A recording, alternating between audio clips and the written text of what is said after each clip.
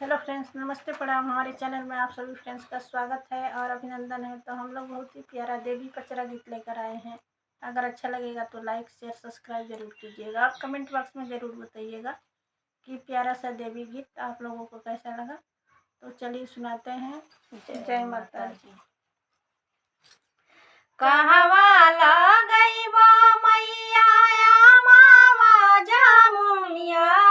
कि कहवा लगइबो ना हो कि कहवा लगइबो ना मैया मोरनी बिया के गछिया हो कि कहाँ लगइबो ना मैया मोरनी बिया के गछिया हो कि कहाँ लगइबो ना बागल गईहा सब खाया मावा जामुनिया हो कि दुआर लगईहा ना हो कि दुआर लगईहा ना सेवखानी बिया के गछिया हो कि दुआर लगईहा ना सेवखानी बिया के गछिया हो कि दुआर लगईहा ना कौन ही फुलवारा उरयासन सजैबो हो कि कौन फुलवाना हो कि कौन फुलवाना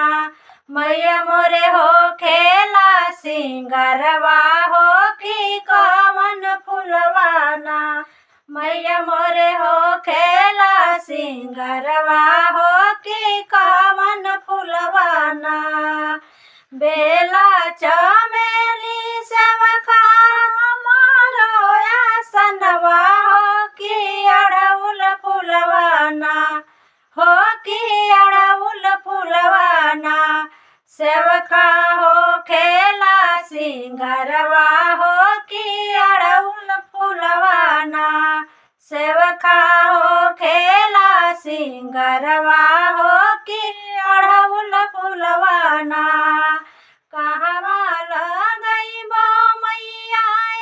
मावा जामुनिया हो कि कहवा लगइबो ना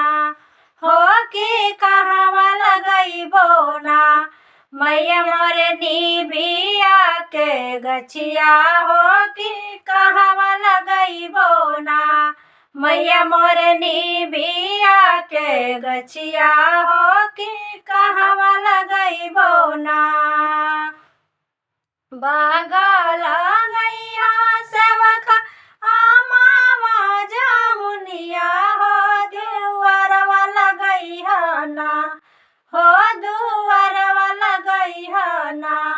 सेवखानी बिया के गछिया हो दुआरवा लगईहा ना सेवखानी बिया के गछिया हो दुआरवा लगईहा ना।